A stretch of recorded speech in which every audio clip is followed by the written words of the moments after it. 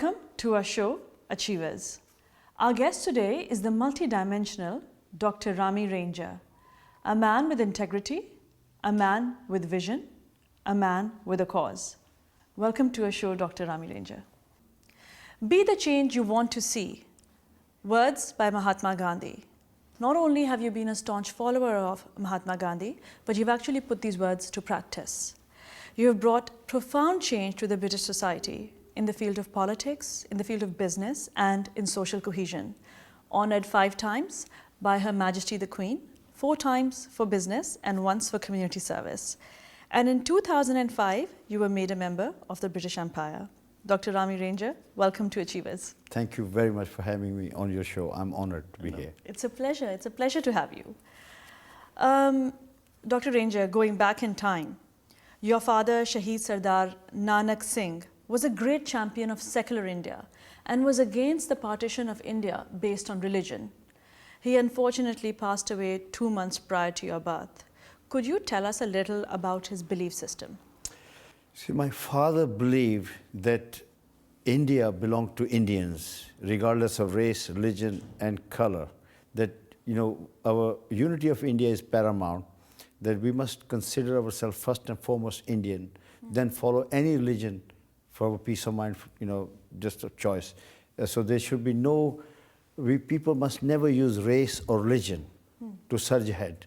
Instead, they should use merit. So he was a firm believer that it was not the division of India, it was the division of Muslim community as well, because he pleaded with the then Muslim leaders, even Sikh leader, that don't cut and run, don't create country on the basis of religion, because when we become independent, we'll be secular, democratic, one man, one vote, and together we'll make our destiny. Everybody will have a share. Where there's a Muslim majority, you can have a Muslim government. We can change rather than just trying to put people in straitjacket. We should be secular, democratic. No country can ever progress while systematically discriminating against a section of her own population. So we should be under rule of law. So he was assassinated because people didn't understand his vision. He said today the British are divide and run rule policy. Now they want to divide and run. They are giving inducement to people. Take something on the basis of your religion, but don't take it, because that will be a poison chalice. But again, people sometimes don't realize when somebody, a foreign body, is offering you something for nothing, just on the basis of religion, you take it. But again, I now feel that 65 years down the road, we are much wiser, much smarter than we can see. We can learn lesson from the European community. We have got our own countries now, but we should now live like good neighbors, good friends, especially when we have so much in common. Now, your father, he was assassinated when he tried to save 600 students, and he was attacked by a mob. What happened was the student of DAV school, which is a Hindu school, they took out a procession against the partition of India. Unfortunately, they got into an area where there were some fanatics, they attacked them. And they were being, knives and whatever, because people had become, really, they were not normal people. Normal people. So they attacked their own children. So my father was in the court in Multan, and somebody said there's been riots and the students have been attacked. And he said, look, let me go. He said, don't go, because yesterday you gave a very provocative speech. And they will not spare you. His life was under threat anyway. But he decided to still run from the courthouse. He said, I cannot let the children be attacked. So he went to save the minute they saw that this man who has been ardent opponent of Pakistan has come, they left the student, they attacked him. And a lot of people tried to save him, but unfortunately the destiny you can't change. Where it was his destiny that he met his untimely death at that place. You've come from very humble beginnings, and obviously your early years were not easy. You grew up in a refugee camp. Can you tell us a little about the earlier years? See, I can only remember, I was very young, as you know, I was only 2 months old, but then I did not suffer but I can't remember. But my mother, having lost her ancestral home, Because she came from a very well-off family. very well off. My father was, very highly educated. He was BSc honors, LLB. Yes. He was a public prosecutor. He was in the inspector. police first, and then he was a... Then he left police because he was asked to open fire Yeah. on unarmed protest in Sargodha. And he said, no, they're not writing, they're not armed. Yes. I joined the police to uphold. So he took out his revolver and he gave it to the English officer. He said, you open fire. So he was then punished and moved to Dera Ghazi Khan Yeah. as a punishment.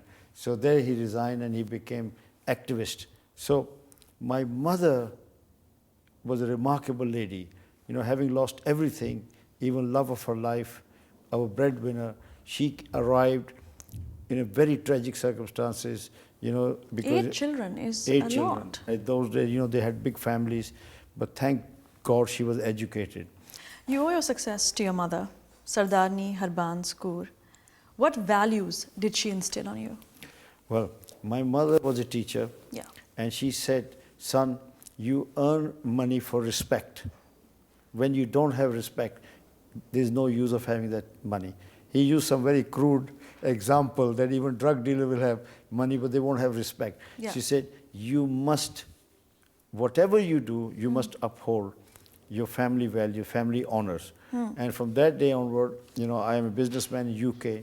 I'm not a non-dom. I'm not an offshore company. I don't believe in all things. Money has never been a motivating factor for me. If it was, then I wouldn't be doing so much social work as I do. I'll be too busy making money. So money has been important, but it's not the important which I can let my mother down. Let's put it this way.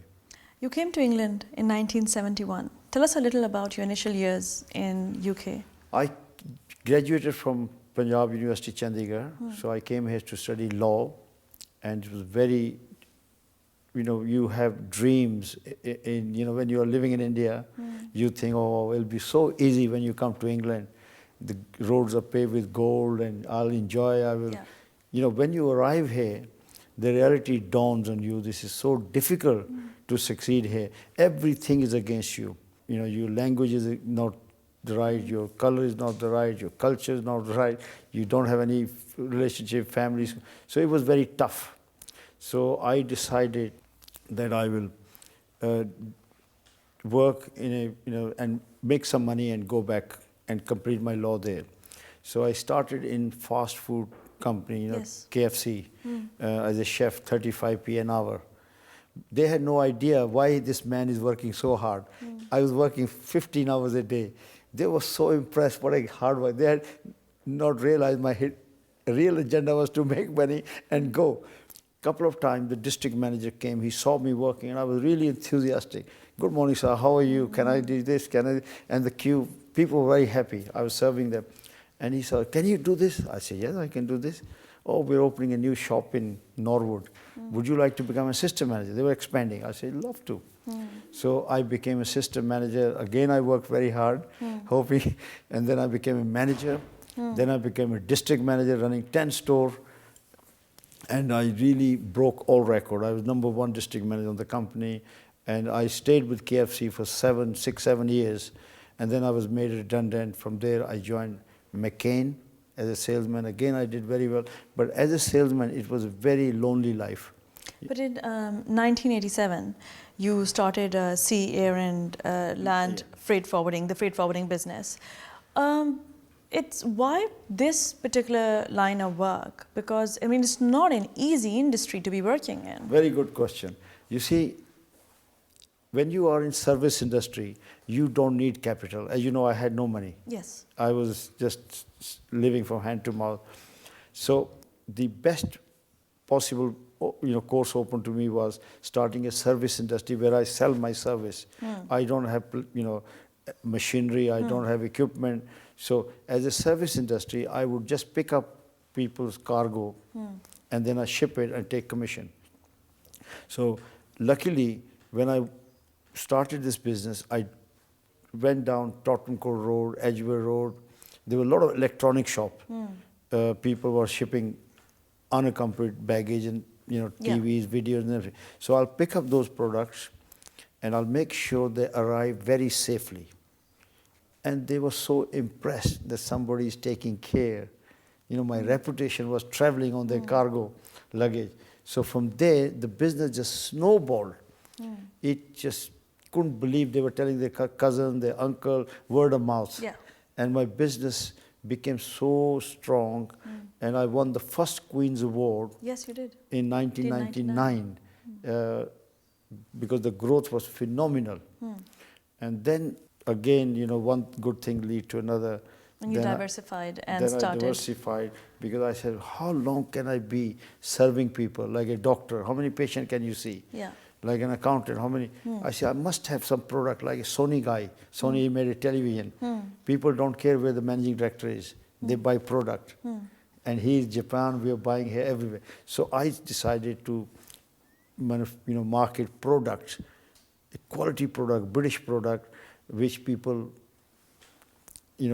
enjoy, and they associate them with quality. And again, it just snowballed.